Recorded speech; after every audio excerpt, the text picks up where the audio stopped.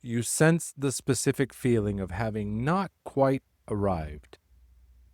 You did it again. You matched the energy in the room instead of bringing the one you actually walked in with. You weren't afraid. You just know, somewhere underneath the conversation, that the version of you that shows up there has a defined shape. You've been fitting yourself into it for so long that you almost don't notice the compression anymore. We're naming the dynamic nobody warns you about, the relationship that requires an older version of you to function. Those terms were set years ago. They just never got updated. There's a specific kind of relationship that simply stops working when you refuse to shrink.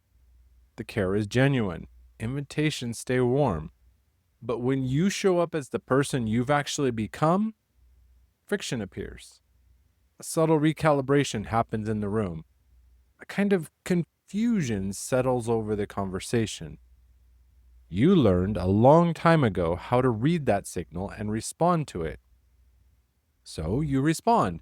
You make yourself a little more available than you actually are. You get quieter. The friction dissolves. The relationship returns to its comfortable temperature. What you don't name is that the price of that temperature is you.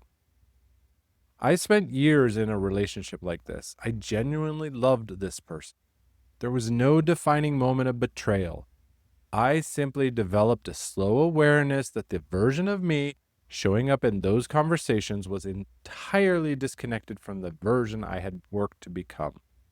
I arrived with a smaller opinion and an apologetic posture. I kept doing it because the relationship mattered. I told myself care meant accommodation. What I eventually saw was the truth. I had mistaken accommodating the relationship's terms for accommodating the actual person. Those terms set long ago by a version of me who needed something that I no longer needed for a version of them they may have already grown past too. The relationship was frozen at that earlier date. Every time I showed up as the current version, the gap between who I'd become and who that relationship knew me to be got harder to close without someone acknowledging it out loud. If you flinched just now thinking of someone specific, pay attention to that. The identity underneath this pattern learned early on that being less certain made you safer to be around. It decided the relationship was worth more than the space you were taking up inside it. It equated care with shrinking when the room asks you to. That belief kept something intact that mattered at the time. Problem is, it's still running now in a life where you have already changed. When this shifts, you stop performing the shape the relationship was built around. You begin saying something true in a room where you used to edit it out. And you stay present while the room adjusts. Conversation takes longer than it used to because you're actually in it now. These moments force the relationship to renegotiate.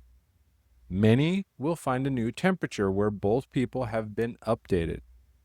The ones that can't update offer you critical information. You stop arriving as the older version on purpose. You do this because the cost of fitting yourself into that shape is finally visible to you. Once you see that cost, pretending ignorance no longer an option. Carry this one into your day. In the relationship you were just thinking about, which version of you shows up there? And is that version current? If this episode named a reality you have been sensing but avoiding, the no cost identity clarity call is designed for exactly this threshold. We'll use the time to get clear on what you have already become and expose the exact cost of pretending you haven't. The link to claim your time, it's in the show notes. Tomorrow, We go one layer deeper.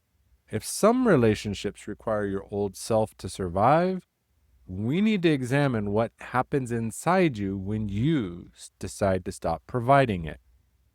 The resistance you face next comes from the inside. With strength and heart, I'm Sean Michael. Stay close. We spend a lot of time on this show talking about the threshold, the space between the identity that got you here and the one required for the new ground. You're listening to this because something in your current architecture is fracturing.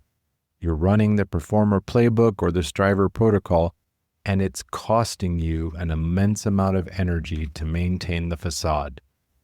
The external results are there, but the internal friction, it's burning you out. Most people will let this episode end and go right back into the performance. They'll put the mask back on for their next Zoom meeting and keep relying on the identity that's actively caging them. I'm looking for the leader who's done performing. If you're ready to look at the structural identity collapse happening beneath the surface, we need to map your architecture. Go to the link in the show notes, book your identity clarity call. We'll identify the exact survival identity running your calendar and begin the shift into conscious leadership. Stop performing, start becoming.